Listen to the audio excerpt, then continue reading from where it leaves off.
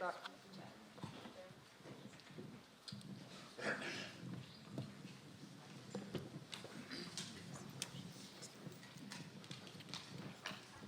Thank you for the opportunity to ask this question.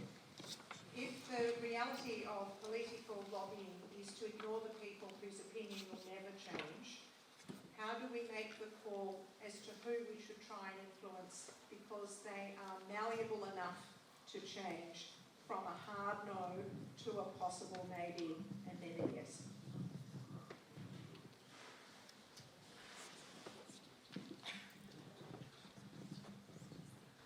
So we've got to get the soft yeses, actually.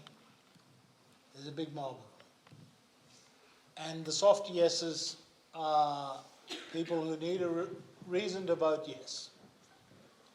And the reason to vote yes relate to where did this idea come from? It came from Indigenous people.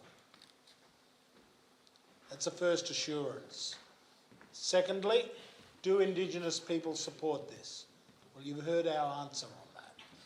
Thirdly, what are will there be practical benefits that flow from this reform? We have to answer that question. And so in the context of the campaign, there's this large group in the middle,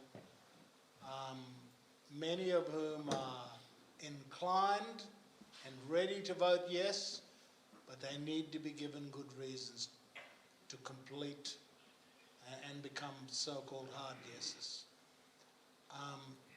There's no changing the no's, I don't think, and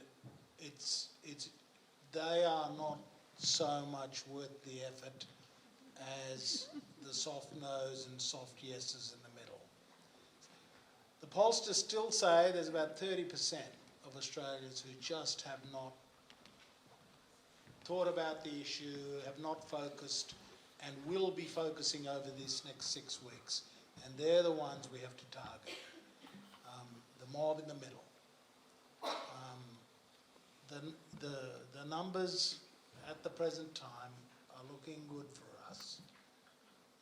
We just got to get those soft yeses converted to hard yeses on referendum day.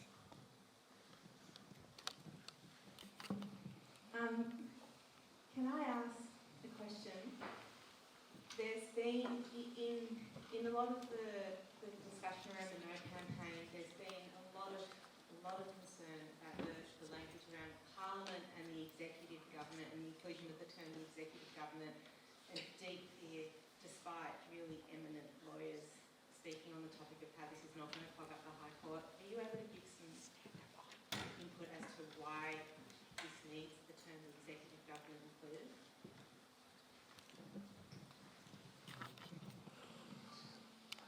I can't believe that people have ever watched Yes Minister. I can't see that our biggest challenge is control, having some influence over the bureaucracy. It's more pressing than having influence over the Parliament, because it's the bureaucracy that affects our lives day to day, week to week, month to month. The bureaucrats have got to listen to us. If I counted all the times that the minister agreed with us and then it never happened, that's a question about the executive government. Surely Australians would be the first ones to understand that. Secondly, it was part of the original proposal that I spoke about in 2014 with Julian and Greg Craven and Abbott. Executive government was in there. This is a completely confected issue. It only arose, I think, because former Justice from Queensland, Callanan, speculated about the High Court challenges that might flow. And in fact, what has been missed is that in the week before the legislation for the referendum was put into the Parliament by the Attorney General, in that week, negotiations took place on this issue, and the wording in clause 3 was amended to make it absolutely clear that Parliament, if it so wishes, can regulate anything to do with the voice, including the form of the representations it makes and the legal effects of the representations. So Parliament has comprehensive power over the advice that the voice may give. And that amendment was made very late in the piece, completely unacknowledged by the opponents and the critics and the no campaigners.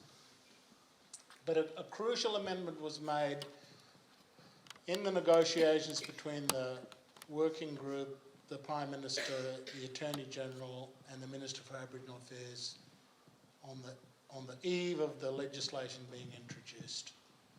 And it is put beyond absolute doubt that the Parliament will control, if it so chooses, every aspect of the Voice's advice to the Executive Government and to the Parliament.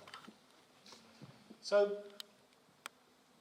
you will notice the issue has died in the last month and a half, 2 months.